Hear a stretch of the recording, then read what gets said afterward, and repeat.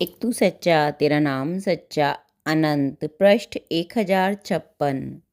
सतपुरुष बाबा फुलसंदे वाले कहते हैं, हे परमेश्वर, दर्पण मेरा चित्र जब मुझे दिखाता है, मैं चौंक उठता हूँ। वो मैं नहीं, तेरी ही छाया होती है। उन चित्रित आँखों का, मेरी आँखों का प्रेम, तेरी स्मृति का चिर दर्शन बन अंकित हो जाता है। पीड़ा के अधरों पर मौन।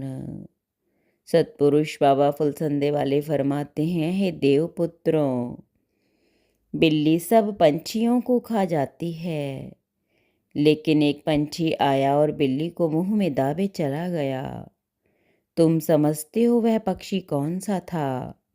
काल रूपी बिल्ली, जो परमेश्वर के रास्ते पे जाने वाली आत्माओं को तैड़ तैड़ करके चप्प कर जाती है।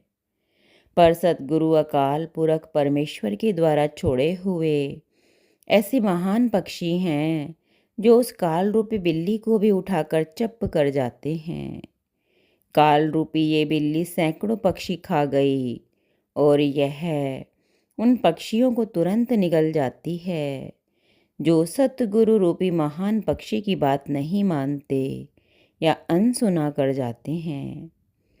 एक भेड़ अपने पीछे सैकड़ों भेड़ों को लिए जाती थी। वे भेड़ें परमेश्वर के महल की तरफ को जाती थी। उन्हें एक उत्सव में शामिल होना था जहां देवताओं ने परमेश्वर के महल को सजाया था। अचानक उस अगुआ सफ़ेद भेड़ ने एक गहरा खड्ड जैसा कुआं देखा और जोर से चिल्लाई, बहनों सावधान, बहुत गहरा कुआं है, अंधेरा भी है, इसमें कोई गिर मत जाना। भेड़ का मिमियाना सब भेड़ों ने सुना। बहुत सी भेड़ें उस आवाज़ को सुनकर चौकन्नी और सावधान हो गई, पर उनमें से 5 भेड़ें जो कूद कूद कर चल रही थी, दंगा उछल कूद मचा रही थी, उन्होंने सफ़ेद भेड़ की बात को गंभीरता से न मान लिया। वे उछलती कूदती कुएं में जा गिरी और मर गई। सफ़ेद भेड़ सतगुरु हैं, उनके पीछे चलने वाली भेड़ें उनकी संगत हैं।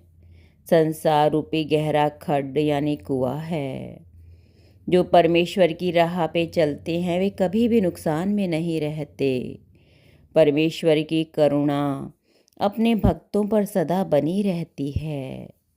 परमेश्वर की तरफ को रुख करना बुद्धि का आरंभ है। बुराई के रास्ते को इस तरह त्याग दे जैसे कोई समझ रखने वाला अपने घाव हुए हाथ पर विष रखने से डरता है। तुम ना तो परमेश्वर पर अविश्वास करो, ना उसकी परीक्षा करो, ना उसे आजमाओ। यह ऐसा है जैसे बूंद समुद्र को ललकारे। परमेश्वर की महिमा का गुणगान करो, उसी से तुम्हारे समस्त मार्गों में प्रकाश हो जाएगा। एक तू सच्चा तेरा नाम सच्चा।